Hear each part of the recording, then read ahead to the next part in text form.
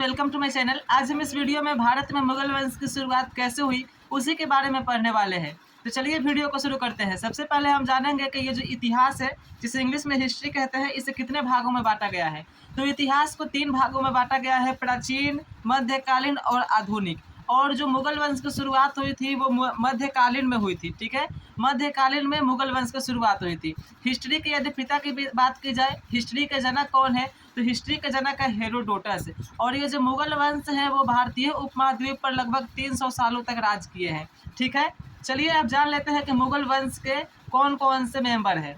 देखिए, ये सभी मुगल वंश के शासक हैं, जैसे बाबर, हुमायूं, अकबर, जहांगीर, शाहजहां, औरंगजेब। ये सभी पीढ़ी दर पीढ़ी भारतीय उपमहाद्वीप पर राज किए हैं। जैसे बाबर का बेटा है हुमायूं, हुमायूं का बेटा है अकबर, अकबर का बेटा है जहांगीर, जहांगीर का बेटा है शाहजहां जिसने ताजमहल बनवाया है। ठीक है, और शाहजहां का बेटा है औरंगजेब, जो कि अपने ही पिता को बंदी बना दिया था औरंगजेब। ठीक है, तो ये सभी कौन है? मुगल वंश है। ठीक है, चलिए अब जान लेते हैं कि मुगल वंश के संस्थापक कौन है, मुगल वंश की नींव किसने डाली। तो बाबर का भारतीय अभियान से मुगल वंश की नींव पड़ती है। कैसे बाबर भारत आता है? तो देखिए, बाबर को भारत आने के लिए निमंत्रण दिया जाता है। किसके द्वारा निमंत्रण दिया जाता है? तो चलिए जान लेते हैं। देखिए, बाबर को आलम खान, दौलत खान और राणा संगा ने भारत बुलाया था, क्योंकि ये इब्राहिम लोदी से जलते थे। क्या क्या है कि उस समय भारत यानी कि नई दिल्ली पर दिल्ली सल्तनत के सुल्तान इब्राहिम लोदी का राज था। जब बाबर भारत आया था तो उस समय दिल्ली सल्तनत का सुल्तान कौन था? इब्राहिम लोदी। और इब्राहिम लोदी का एक चाचा था जिसका नाम था आलम खान, और पंजाब का एक सूबेदार था जिसका नाम था दौलत खान, और मेवाड़ के शासक राणा संगा। ये तीनों जो है, आलम खान, दौलत खान और राणा संगा, इब्राहिम लोदी से जलते थे। वे चाहते थे कि इब्राहिम लोदी गद्दी पर से हट जाए और इसका गद्दी पर हम बैठ जाए। ठीक है, तो ये इब्राहिम लोदी से जलते थे। तो इब्राहिम लोदी को हराने के लिए इसने बाबर को निमंत्रण दिया कि वो आकर इब्राहिम लोदी से युद्ध करे और उससे गद्दी छीनकर हमको दे दे। ठीक है, तो बाबर आया और युद्ध किया। जब बाबर आकर इब्राहिम लोदी से युद्ध किया ना, तो वो युद्ध पानीपत के नाम से प्रसिद्ध हुआ। ठीक है, तो पानीपत का प्रथम युद्ध कब हुआ था? 1526 ईस्वी में, जब बाबर भारत आया। तो देखिए, पानीपत का प्रथम युद्ध ही बाबर और इब्राहिम लोदी के बीच 1526 में हुआ। इस युद्ध में बाबर की विजय हुई। पानीपत के युद्ध में क्या हुआ? बाबर की विजय हुई, इब्राहिम लोदी हार गया। ठीक है, जब वो हार गया तो यहीं से बाबर ने मुगल वंश की नींव रख दी। ठीक है, अब देखिए खानवा का युद्ध कैसे हुआ, बाबर ने खानवा का युद्ध कैसे किया। तो जब ये पानीपत का युद्ध जीत गया इब्राहिम लोदी से, तो जो ये राणा संगा था वो चाहता था कि अब बाबर यहाँ से चला जाए, लेकिन बाबर कहा कि नहीं, हम यहाँ से नहीं जाएंगे, हम यहीं पर रहेंगे। ठीक है, तो जब बाबर ने ये कहा कि हम यहीं रहेंगे, तो राणा संगा इसका विरोध करने लगा कि नहीं, तुम यहाँ से जाओ, ये राज्य जो है हमारा है। तो बाबर ने कहा नहीं, हम तो इसे नहीं छोड़ेंगे। तब फिर बाबर और राणा संगा के बीच में एक युद्ध हुआ, जो कि युद्ध खानवा का युद्ध के नाम से प्रसिद्ध हुआ, और ये युद्ध 1527 में हुआ था। ठीक है, तो चलिए इसे पढ़ लेते हैं। पानीपत का युद्ध जीतने के बाद बाबर ने मुगल वंश की नींव डाली। इससे राणा संगा असंतुष्ट था, फिर उसने बाबर का विरोध किया। बाबर का विरोध में राणा संगा और बाबर के बीच युद्ध हुआ, जो कि खानवा का युद्ध कहलाया। इस युद्ध में बाबर की विजय हुई। ठीक है, और इस युद्ध को जीतने के बाद बाबर ने गाजी की उपाधि धारण की। क्या गाजी की उपाधि किस युद्ध को जीतने के बाद मिली बाबर को? तो खानवा का युद्ध जीतने के बाद बाबर को गाजी नाम की उपाधि मिली। ठीक है, उसके बाद बाबर ने फिर एक युद्ध किया, जो कि चंदेरी का युद्ध के नाम से प्रसिद्ध हुआ। 1528 में बाबर ने चंदेरी का युद्ध किया। चंदेरी का युद्ध बाबर ने मेदिनी राय के साथ किया था। उसके बाद फिर 1529 में घाघरा का युद्ध किया था। ठीक है, तो देखिए, ये बाबर द्वारा लड़ा गया कुछ महत्वपूर्ण युद्ध है: पानीपत का युद्ध, खानवा का युद्ध, चंदेरी का युद्ध और घाघरा का युद्ध। ठीक है, इन सभी को युद्ध का याद करने का एक ट्रिक है। देखिए, बाबर जब भारत आया तो सबसे पहले पानी पिया तो पानीपत का युद्ध हो गया, उसके बाद खाना खाया तो खानवा का युद्ध, उसके बाद चाय पिया तो चंदेरी का युद्ध, फिर घर चला गया तो घाघरा का युद्ध। ठीक है, अब देखिए, बाबर की मृत्यु 1530 ईस्वी में हो गई। करीब 48 वर्ष की उम्र में आगरा में 1530 को बाबर की मृत्यु हो गई। पहले बाबर को आगरा में ही दफनाया गया, पर बाद में उसे काबुल ले जाकर दफनाया गया। बाबर की इच्छा थी कि उसकी मृत्यु के तत्पश्चात उसे काबुल में दफनाया जाए, इसीलिए उसे दोबारा क्या हुआ कि काबुल में ले जाकर दफनाया गया। ठीक है, चलिए अब ये बाबर से जुड़े कुछ तथ्य हैं। बाबर की आत्मकथा बाबरनामा। बाबर ने बादशाह की उपाधि ली थी। बाबर को गाजी की उपाधि खानवा युद्ध के बाद मिली थी। ठीक है, बाबर के 4 पुत्र थे। कितने? 4। सबसे बड़े बेटे का नाम हुमायूं, उसके बाद कामरान, फिर अस्करी और हिंदाल। ठीक है, और एक बेटी थी जिसका नाम था गुलबदन बेगम। सबसे बड़े बेटे का नाम था हुमायूं, जो कि बाबर की मृत्यु के तत्पश्चात वह गद्दी पर बैठा। ठीक है, चलिए अब हम हुमायूं के बारे में जानते हैं। मुगल वंश का दूसरा शासक कौन है? हुमायूं, जो कि अकबर का पिता है।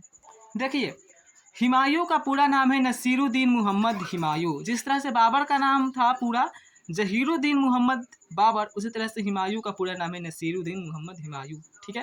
पिता का नाम मुगल वंश के संस्थापक, मुगल वंश के जनक, जिसका नाम है बाबर। तो हुमायूं का पिता का क्या नाम है? बाबर। माता का नाम माहम बेगम।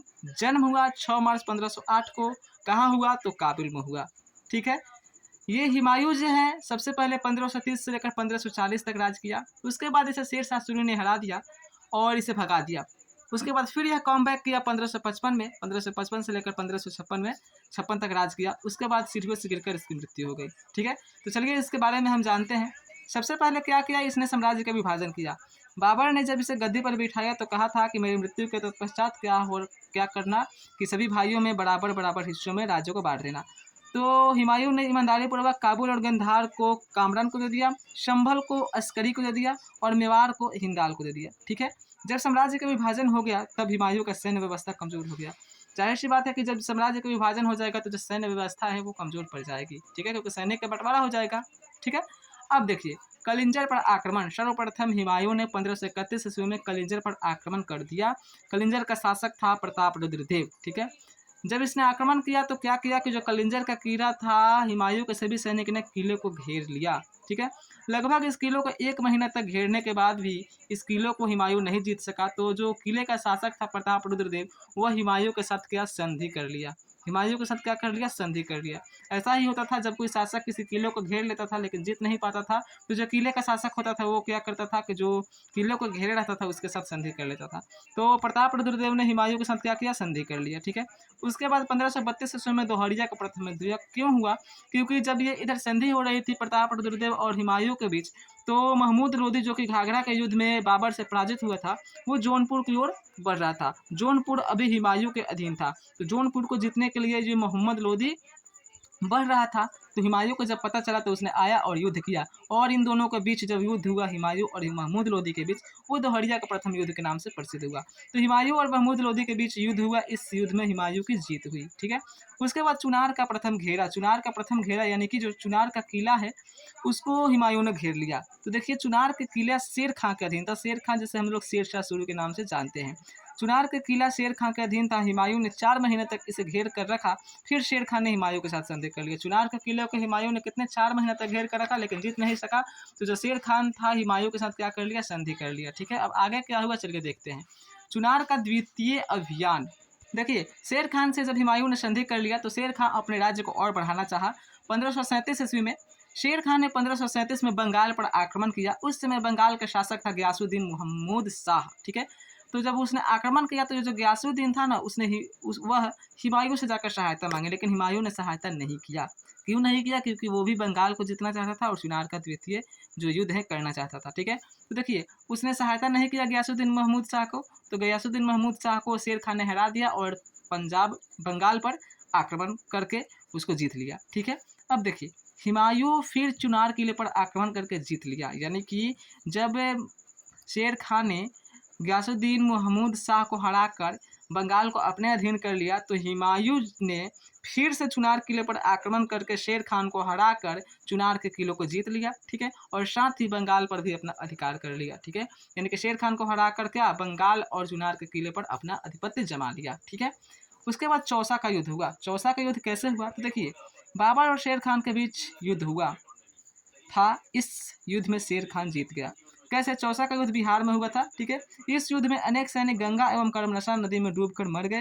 हुमायूं भी घोड़ा समेत नदी में कूद गया था। निजाम नाम का एक नाविक ने जान बचाया था। किसका? हुमायूं का। क्या हुआ कि ये शेर खान तो उससे बदला लेना चाहता था क्योंकि उसने चुनार का किला जीता था हुमायूं।